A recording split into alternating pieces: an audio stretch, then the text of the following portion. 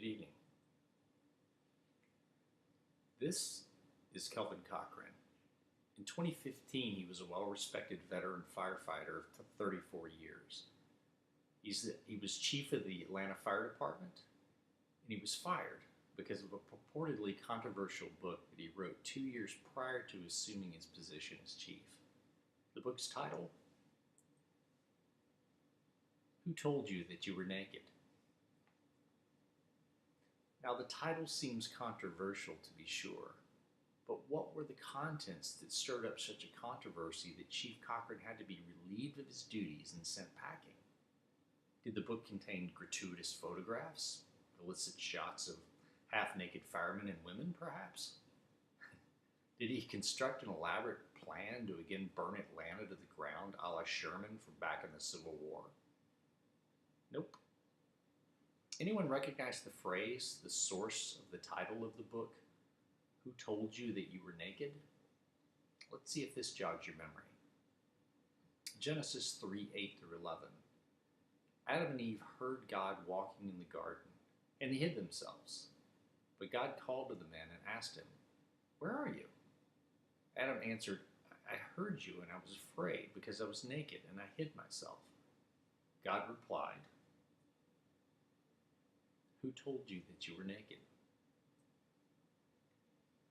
Chief Cochran's chief sin, it turns out, was providing, in a book intended for Christian men, a reasoned biblical defense of the now apparently controversial idea that sex was designed by God for a man and a woman.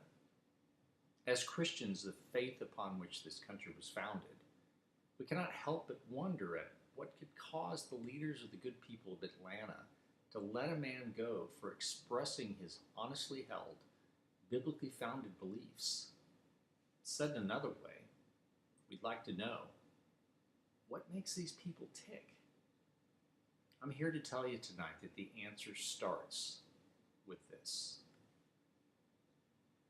Every Christian should be prepared to understand and respond to the core assumptions of the dominant secularist worldview, a way of seeing things that led to Chief Cochran's dismissal, and a host of other things happening in our world that are so contrary to the Christian worldview. Let's get started. The first assumption of the secularist is that God is obsolete. He's no longer necessary.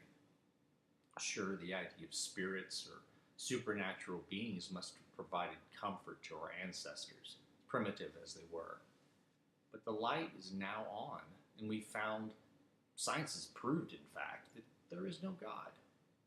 Those who continue to hold these beliefs are just backwards and regressive, contrary to progress.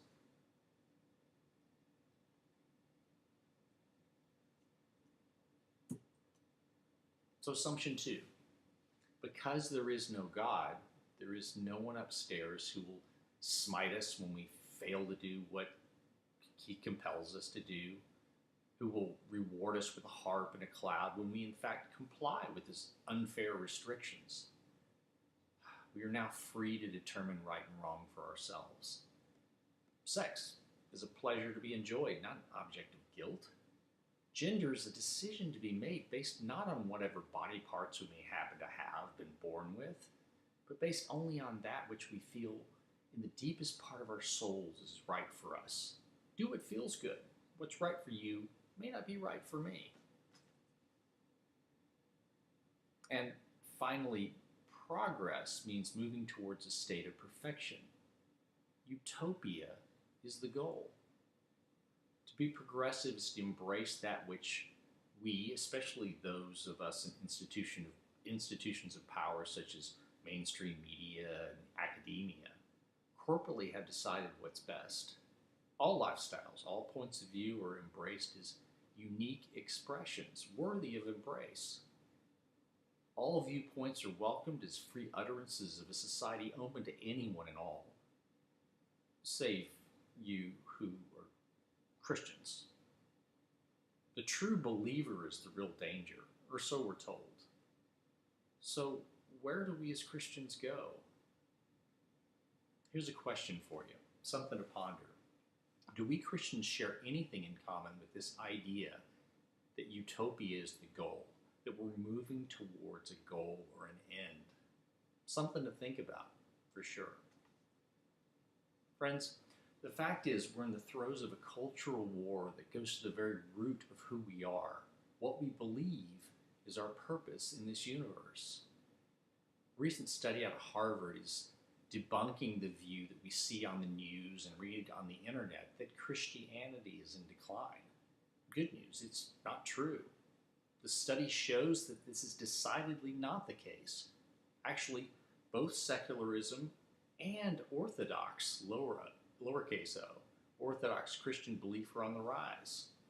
It's actually the mushy middle that's disappearing.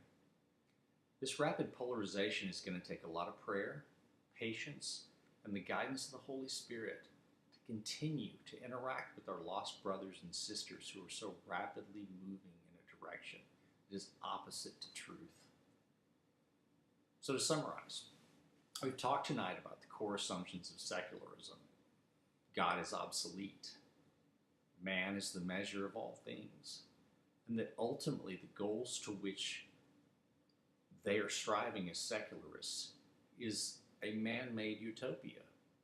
As Christians, we need to understand and be prepared to respond to those assumptions.